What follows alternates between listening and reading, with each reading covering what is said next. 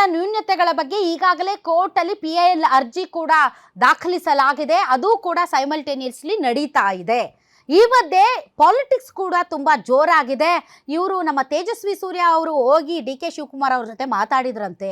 ಆಗ ಅವ್ರಂದ್ರಂತೆ ಕಾರ್ ಇಲ್ಲ ಅಂದ್ರೆ ಹೆಣ್ಣು ಕೊಡೋದಿಲ್ಲ ಅಂತ ಹೇಳಿದ್ರಂತೆ. ಹಂಗಾಗಿ ಇದು ಒಂದ್ ರೀತಿ ಸಾಮಾಜಿಕ ಪಿಡುಗನ್ನ ಹೋಗಲಾಡಿಸೋದಕ್ಕೆ ಅಂತ ಸುರಂಗ ಮಾರ್ಗವನ್ನ ಮಾಡ್ತಾ ಇದ್ದಾರಾ ಅಂತ ತೇಜಸ್ವಿ ಸೂರ್ಯ ಅವರು ಹೊರಗಡೆ ಬಂದು ಹೇಳ್ತಾರೆ. ಅದಕ್ಕೆ DK ಶಿವಕುಮಾರ್ ಅವರು ಹೇಳ್ತಾರೆ, ನಾನೇನು ಮ್ಯಾಟ್ರಿಮೋನಿಯಲ್ ನಡೆಸ್ತಾ ಇದ್ದೀನ ಇಲ್ಲಿ, ಏನೋ ಹೋಗ್ಲಿ ಪಾಪ ಅಂತ ಮಾತಾಡಕ್ಕೆ ಅವಕಾಶ ಕೊಟ್ರೆ ಏನೇನೋ ಮಾತಾಡೋದ ಅಂತ DK ಶಿವಕುಮಾರ್ ಅವರು ಹೇಳ್ತಾರೆ. ಮತ್ತೊಂದು ಕಡೆ ಆರ್ ಅಶೋಕ್ ಸೇರಿದಂತೆ ಬಿಜೆಪಿಯ ಬೆಂಗಳೂರಿನ ನಾಯಕರ ನೇತೃತ್ವದಲ್ಲಿ ಅಲ್ಲಲ್ಲಿ ಪ್ರತಿಭಟನೆಗಳು ನಡೀತಾ ಇದೆ. ಸೊ ಒಟ್ಟಾರೆ ಈ ಪಾಲಿಟಿಕ್ಸ್ ಬಗ್ಗೆ ಮಾತಾಡೋದಕ್ಕೆ ಇವತ್ತು ಅತಿಥಿಗಳು ನಮ್ಮೊಂದಿಗಿದ್ದಾರೆ. ಬನ್ನಿ ಅವರನ್ನ ವೆಲ್ಕಮ್ ಮಾಡೋಣ. ನಮ್ಮೊಂದಿಗೆ ಇದ್ದಾರೆ ಬಿಜೆಪಿ ವಕ್ತಾರರಾದಂತಹ ಗೋವಿಂದರಾಜ್ ಯಾದವ್ ಅವರು. ಸರ್, ತಮಗೆ ವಿಶೇಷ ಕಾರ್ಯಕ್ರಮಕ್ಕೆ ಸ್ವಾಗತ. ಕಾಂಗ್ರೆಸ್ನ ವಕ್ತಾರರಾದಂತಹ ದರ್ಶನ್ ಅವರು ಜಾಯ್ನ್ ಆಗಿದ್ದಾರೆ. ದರ್ಶನ್ ಅವರೇ, ತಮಗೂ ಸ್ವಾಗತ. ಇನ್ನು ಮತ್ತೊಬ್ಬ ಅತಿಥಿ ಕೂಡ ನಮ್ಮೊಂದಿಗೆ ಜಾಯ್ನ್ ಆಗಿದ್ದಾರೆ. ನಾಗರಿಕ ಶಕ್ತಿಯ ಅಧ್ಯಕ್ಷರು ನರೇಂದ್ರ ಕುಮಾರ್ ಅವರು. ಸರ್, ತಮಗೂ ಸ್ವಾಗತ. ಹಿರಿಯ ವಕೀಲರಾದಂತಹ ಅಮೃತೇಶ್ ಅವರು ಜಾಯ್ನ್ ಆಗಿದ್ದಾರೆ. ಅಮೃತೇಶ್ ಸರ್, ತಮಗೂ ಕೂಡ ಸ್ವಾಗತ. ಮೊದಲನೇದಾಗಿ ಗೋವಿಂದರಾಜ್ ಸರ್, ಇದು ಏನ್ ಸರ್, ಇದು ಪಾಲಿಟಿಕ್ಸಾ ಅಥವಾ ನಿಜಕ್ಕೂ ಕೂಡ ಜನಪರ ಕಾಳಜಿನ ಈ ಟನಲ್ಗೆ ವಿರೋಧ? ನೋಡಿ ಮೇಡಮ್, ಇದು ಜನಪರ ಒಂದು ಕಾಳಜಿ ಇಟ್ಕೊಂಡೇ ಇವತ್ತು ವಿರೋಧ ಮಾಡ್ತಾ ಇರ್ತಕ್ಕಂಥದ್ದು. ಯಾಕೆಂದ್ರೆ ಇವತ್ತು ಒಂದು ಸುರಂಗವನ್ನ ಹೆಬ್ಬಾಳದಿಂದ ಸಿಲ್ಕ್ ಬೋರ್ಡ್ ಜಂಕ್ಷನ್ ವರೆಗೂ ಏನು ಮಾಡಬೇಕು ಅಂತ ಹೊರಟಿದ್ದಾರೆ. ಅದ್ರ ಮಧ್ಯದಲ್ಲಿ ಒಂದು ಈಗ ಬೆಂಗಳೂರಿನ ಸಮಸ್ಯೆ ಮೇಜರ್ ಆಗಿ ನಮ್ಗೆ ಇರ್ತಕ್ಕಂಥದ್ದು ಒಂದು ಟ್ರಾಫಿಕ್ ಸಮಸ್ಯೆ. ಇದು ಪರಿಹಾರ ಆಗ್ಬೇಕು. ಪರಿಹಾರಕ್ಕೆ ಸಾಕಷ್ಟು ಮಾರ್ಗಗಳಿದಾವೆ. ಅದನ್ನ ಪ್ರಯತ್ನ ಮಾಡಿ ಯಾವ್ದನ್ನ ಸೆಲೆಕ್ಟ್ ಮಾಡಬೇಕು, ಯಾವ ರೀತಿ ಇದ್ರೆ ಇಲ್ಲ. ನೋಡಿ ಮೇಡಮ್, ನಾವಿದ್ದಾಗ ಮೆಟ್ರೋನ ಎಕ್ಸ್ಪೆನ್ಷನ್ ಮಾಡಿದ್ದೆ ನಮ್ಮ ಸರ್ಕಾರ ಇದ್ದಾಗ. ಇವತ್ತು ಏನು ಸಾರ್ಟ್ ಔಟ್ ಅಂದ್ರೆ ಈಗ ಕಳೆದ 10 ವರ್ಷದಲ್ಲಿ ಇದ್ದಂತ ಸಮಸ್ಯೆಗೂ ಈಗಿನ ಸಮಸ್ಯೆಗೂ ಬೆಳಿತಾ ಹೋಗ್ತಾ ಇದೆ. ಹಂಗಿದ್ರಿಂದ ಈಗ ನೋಡಿ ಮೇಡಮ್, 30 ಲಕ್ಷ ವೆಹಿಕಲ್ಸ್ ಇದಾವೆ ಅಂತ DK ಶಿವಕುಮಾರ್ ಅವರು ಹೇಳಿದ್ರು. ನೋಡಿ, 1,30,00,000 ವೆಹಿಕಲ್ಸ್ ಇಲ್ಲ. ನಮ್ಮ ಸರ್ಕಾರ ಇದ್ದಾಗ ಓನ್ಲಿ ನಮ್ಗೆ ಗ್ರೀನ್ ಲೈನ್ ಮೆಟ್ರೋ ಮಾತ್ರ ಇರ್ತಕ್ಕಂಥದ್ದು. ಅದಾದ ನಂತರ ನಮ್ಗೆ ಪರ್ಪಲ್ ಆಯ್ತು. ಅದಾನಂತರ ಈಗ ಯೆಲ್ಲೋ ಲೈನ್ ಉದ್ಘಾಟನೆ ಆಗಿದೆ. ಈಗ ಸರಾಗವಾಗಿ ಏನು ಜಯನಗರದಿಂದ ಎಲೆಕ್ಟ್ರಾನಿಕ್ ಸಿಟಿಗೆ ಹೋಗುವಂತ ಭಾಗದಲ್ಲಿ ಸಾಕಷ್ಟು ಜನರು, ಸುಮಾರು 3-4 ಲಕ್ಷ ಜನ ಅಷ್ಟಕ್ಕೆ ಅನುಕೂಲ ಆಗ್ತಾ ಇದೆ. ಯಾಕೆಂದ್ರೆ ಸುಮಾರು 3/4 ಗಂಟೆ 1 ಗಂಟೆ ಟೈಮ್ ತಗೊಳ್ತಿದ್ದು ಕೇವಲ ಈಗ 15ರಿಂದ 18 ನಿಮಿಷದಲ್ಲಿ ಎಲೆಕ್ಟ್ರಾನಿಕ್ ಸಿಟಿಗೆ ರೀಚ್ ಆಗುವಂತ ಕೆಲಸ ಆಗ್ತಾ ಇದೆ. ಈ ರೀತಿಯ ಒಂದು ಸಾರ್ವಜನಿಕವಾಗಿ ನಾವು ನೋಡಿದೀವಿ ಸರ್. ಬಂದಿರೋದು ಬೆಂಗಳೂರಿನಲ್ಲಿ ನಾವು ಎಲ್ಲಾ ಪಕ್ಷಗಳು ಕೂಡ ಅಧಿಕಾರ ನಡೆಸಿರೋದನ್ನ ನಾವು ನೋಡಿದೀವಿ. ಆದರೆ ಯಾರಿಗೂ ಕೂಡ ಬೆಂಗಳೂರಿನ ಟ್ರಾಫಿಕ್ ಸಮಸ್ಯೆಯನ್ನ ಕಡಿಮೆ ಮಾಡುವ ನಿಟ್ಟಿನಲ್ಲಿ ತುಂಬಾ ಪರಿಣಾಮಕಾರಿಯಾದಂತಹ ಯಾವ ಅನುಕೂಲ ಈಗ ಪರಿಣಾಮಕಾರಿ ಆಗುವಂತ ಯೋಜನೆ ತರಬೇಕು. ಈಗ ಪರಿಣಾಮಕಾರಿ ಅಂತಂದ್ರೆ ಟನಲ್ಲೇ ಒಂದು ಟನಲ್ ಮಾಡಿದ್ರೆ ಇಲ್ಲ. ನೋಡಿ ಮೇಡಮ್, ಟನಲ್ ಮಾಡೋದ್ರಿಂದ ಸಮಸ್ಯೆ ಯಾವ ರೀತಿಯಾಗಿ ಇನ್ನೂ ಉಲ್ಬಣಗೊಳ್ಳುತ್ತೆ ಅಂದ್ರೆ, ತುಂಬಾ ದಪ್ಪ ಇದ್ದೀರಾ, ಅದರಲ್ಲೂ ಯಾವುದೇ ಸೈಡ್ ಎಫೆಕ್ಟ್ ಇಂದ ಸಣ್ಣ ಆಗ್ಬೇಕಾ? ಎಷ್ಟೋ ಜನ ಹೇಳ್ತಾ ಇದ್ರಿ, ಸರ್ ನಾನು ಜಿಮ್ಗೆ ಹೋಗ್ತಾ ಇದ್ದೀನಿ ಆದ್ರೂ ಸಣ್ಣ ಆಗ್ತಾ ಇಲ್ಲ ಸರ್, ವರ್ಕೌಟ್ ಮಾಡ್ತಾ ಇದ್ದೀನಿ ಆದ್ರೂ ಸಣ್ಣ ಆಗ್ತಾ ಇಲ್ಲ ಅಂತ ಹೇಳ್ತಾ ಇದ್ರಲ್ಲ. 100% ಯಾವ ಜಿಮ್ಗೂ ಹೋಗ್ದಂಗೆ ವರ್ಕೌಟು ಮಾಡ್ದಂಗೆ ನೀವು ಸಣ್ಣ ಆಗ್ಬೋದು.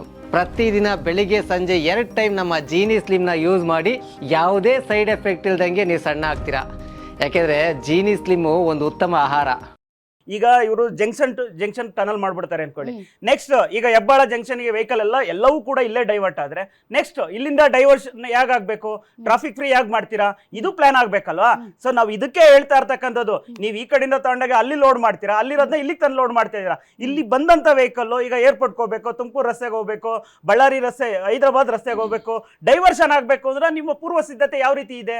ಇಲ್ಲಿಂದ ಸಿದ್ಧತೆ ಮಾಡ್ಕೊಂಡ್ರೆ ಓಕೆನಾ? ಅಲ್ಲಲ್ಲ ಮೇಡಮ್, ಪೂರ್ವ ಸಿದ್ಧತೆ ಅಂದ್ರೆ ಇಲ್ಲಿಂದ ಈಸಿಯಾಗಿ ಫ್ಲೋ ಆಗಬೇಕು. ಎಕ್ಸಿಟ್ ಪಾಯಿಂಟ್ ಗಳಲ್ಲಿ ಟ್ರಾಫಿಕ್ ಕನ್ಜಂಕ್ಷನ್ ಆಗುತ್ತೆ ಅನ್ನೋದು ಬಿಟ್ರೆ ಬೇರೆ ಇಲ್ವಾ? ಇಲ್ಲ ಮೇಡಮ್, ಈಗ ಇವತ್ತು ಈ ರೀತಿಯ ಟನಲ್ ಕೊರೆಯೋದ್ರಿಂದ ಬೆಂಗಳೂರಿನಲ್ಲಿ ನಮ್ಗೇನು ಓಪನ್ ಸ್ಪೇಸ್ ಇಲ್ಲ. ಟನಲ್ ಇಲ್ಲೇನೋ ಒಂದು ಬಂಡೆ ಕೊರೆದ್ಬಿಟ್ಟು ಮಾಡುವಂಥದ್ದಲ್ಲ.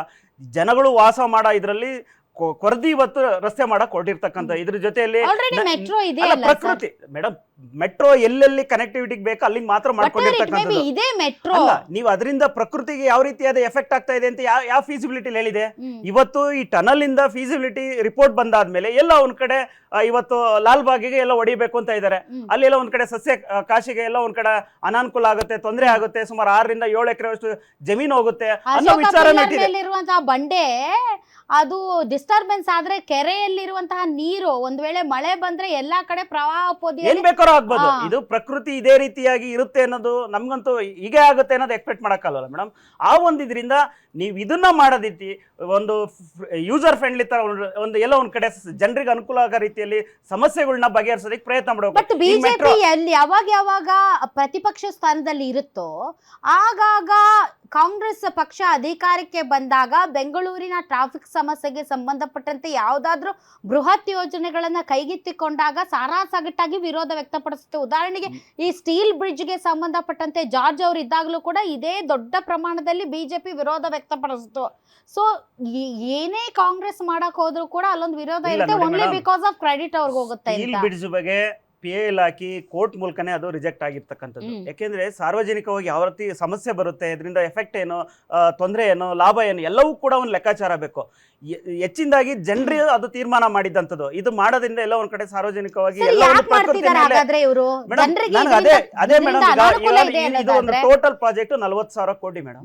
ಇವತ್ತು 40,000 ಕೋಟಿನ ಯುಟಿಲೈಸ್ ಮಾಡ್ಕೊಂಡು ಇಡೀ ಬೆಂಗಳೂರಿನ ಒಂದು CDP ಹೊಸದಾಗಿ ತಯಾರು ಮಾಡ್ಕೊಂಡು ಟ್ರಾಫಿಕ್ ನ ಎಲ್ಲೆಲ್ಲಿ ನಾವು ಕಮ್ಮಿ ಮಾಡ್ಬೋದು, ಯಾವ ರೀತಿಯಾಗಿ ಮಾಡ್ಬೋದು ಅಂತ ಒಂದು ಹೇಳೋಷ್ಟು ಸರ್ ಎಲ್ಲಿ ಮೇಡಮ್, ಮಾಡ್ಬೋದು, ಈಗ ಯಾವ ರೀತಿ ಮಾಡ್ಬೋದು, ಇಲ್ಲ, ಇದಕ್ಕೆ ಸೊಲ್ಯೂಷನ್ ನೋಡಿದ್ವಿ ಮೇಡಮ್. ಅದು ಇಲ್ಲ ಇಲ್ಲ ಇಲ್ಲ, ಒಂದ್ ನಿಮಿಷ, ನಾವು ಹಿಂದೆ ನೋಡಿದ್ದೆ ಮೇಡಮ್. ಈಗ ಸಾಕಷ್ಟು ರಸ್ತೆಗಳು ನಾವು ಚಿಕ್ಕಪೇಟೆ ಮತ್ತೆ ಇದ್ರಲ್ಲಿ ಓಡಾಡ್ಬೇಕಾದಾಗ 2 ವೇ ರಸ್ತೆಗಳಿತ್ತು. ಅದಕ್ಕೆ ಪರಿಹಾರವಾಗಿ 1 ವೇ ಮಾಡ್ಕೊಂಡು ಇವತ್ತು ಆಲ್ಮೋಸ್ಟ್ ಎಲ್ಲಾ ರಸ್ತೆಗಳು ಜಸ್ಟ್ ಎಕ್ಸಾಂಪಲ್ ಬೆಂಗಳೂರು ಆಗೋದು is not a solution. 1 way ಆಗ್ಬೇಕು ಎಲ್ಲಾ ರಸ್ತೆಗಳು ಅಂತ ಅದು ಹೇಳ್ತಾ ಇಲ್ಲ. ಪ್ರಾಬ್ಲಮ್, ಅದು ಸೊಲ್ಯೂಷನ್ ಅಲ್ಲ. ಒಂದು ಸೊಲ್ಯೂಷನ್, ಆ ಸಮಸ್ಯೆ ಆ ಟೈಮ್ಗೆ ಯಾವ ರೀತಿ ಮಾಡಿದ್ರೆ ಅನುಕೂಲ ಆಗುತ್ತೆ ಅನ್ನೋ ವಿಚಾರನ ಉದಾಹರಣೆಗೆ ಚರ್ಚೆ ಸರ್, ಈಗ ಆಗ್ಬೇಕು. ಮೆಜೆಸ್ಟಿಕ್ ಇಂದ ನೀವು ಮೆಜೆಸ್ಟಿಕ್ ಶಾಂತಲಾದಿಂದ ನೀವು Cottonpet road any time every time ಅಲ್ಲಿ ಟ್ರಾಫಿಕ್ ಜಾಮ್. ಕರೆಕ್ಟ್. ಸೊ ಅದನ್ನ ನೀವು ರಸ್ತೆ ಅಗಲೀಕರಣ ಮಾಡಕ್ಕೂ ಆಗೋದಿಲ್ಲ ಬಿಕಾಸ್ ಆಫ್ ಭೂಮಿಯ ರೇಟ್ ಅಂಡ್ ಅಲ್ಲಿರುವಂತ ಕಮರ್ಷಿಯಲ್ ಕಾಂಪ್ಲೆಕ್ಸ್ಗಳು. ಅದಕ್ಕೆ ಸಂಬಂಧಪಟ್ಟಂತೆ ಅಲ್ಲಿ ವೆಕೆಟ್ ಮಾಡಿಸಿದ್ರು ಕೂಡ ಅಲ್ಲಿ ಹಾರ್ಟ್ ಆಫ್ ದಿ ಸಿಟಿ, ಅದು ಅಲ್ಲಿ ನೀವು ಕೊಡ್ಬೇಕಾಗಿರುವಂತಹ ಅವರಿಗೆ ನಾನು ಯಾಕೆ ಒಂದು ಉದಾಹರಣೆ ಕೊಟ್ಟೆ ಅಂದ್ರೆ ಈ ರೀತಿಯಾದ ಮಾರ್ಗೋಪಯೋಗಗಳನ್ನ ಬಳಸ್ಕೊಂಡ್ರೆ ಹೇಳೋದು ಇನ್ ಮೇಡಮ್, ಈಗ ನಾವು ಈಗ ಇಡೀ ರಿಂಗ್ ರೋಡ್ ಅಲ್ಲಿ ನಾವು ಒಂದು ಔಟ್ಸ್ಕಟ್ಸ್ ರಿಂಗ್ ರೋಡ್ ಅಂತ ಇತ್ತು ಬೆಂಗಳೂರಿಗೆ, ಅದರಲ್ಲಿ ಟ್ರಾಫಿಕ್ ಫ್ರೀ ಮಾಡೋದ್ರಿಂದ ಫ್ಲೈಓವರ್ಗಳನ್ನ ಮಾಡೋದ್ರಿಂದ ಸರ್ಕಾರದ ಹತ್ರ ದುಡ್ಡಿಲ್ಲ ಸರ್. ಯಡಿಯೂರಪ್ಪನವರ ಮುಖ್ಯಮಂತ್ರಿಗಳಾದಾಗ ಸುಮಾರು 250 ಕೋಟಿ ರೂಪಾಯಿ ಕೊಟ್ಬಿಟ್ಟು ಅದನ್ನ ಟ್ರಾಫಿಕ್ ಫ್ರೀ ರಸ್ತೆ ಅಂತ ಮಾಡಿದ್ದಾಯಿತು. ಯಾವುದು ರಿಂಗ್ ರೋಡ್ ಇರ್ತಕ್ಕಂಥ ಹೆಬ್ಬಾಳ ಇಂದ ನಮ್ಗೆ ಸಿಲ್ಕ್ ಬೋರ್ಡ್ ಜಂಕ್ಷನ್ ಇರ್ಬೋದು, ಮತ್ತೆ ಅದೇ ರೀತಿ ನಮ್ಮ ಅಪ್ ಟು ನಾಯಂಡಹಳ್ಳಿ ಜಂಕ್ಷನ್ ವರ್ಗು ಇಲ್ವಾ ಇದೆ ಮೇಡಮ್. ಈಗ ಟ್ರಾಫಿಕ್ ಈಗ ಇಲ್ವಾ? 10 ವರ್ಷದ ಹಿಂದೆ ಟ್ರಾಫಿಕ್ ಈಗ ಬಹಳ ಚೇಂಜಸ್ ಆಗ್ತಾ ಇದೆ. ಬೆಂಗಳೂರಿನಲ್ಲಿರುವ ಪ್ರತಿಯೊಬ್ಬ ನಾಗರಿಕ ಬೆಚ್ಚಿ ಬೀಳೋದೇ ಹೆಬ್ಬಾಳ ಜಂಕ್ಷನ್ ಸಿಲ್ಕ್ ಬೋರ್ಡ್. ಎಸ್,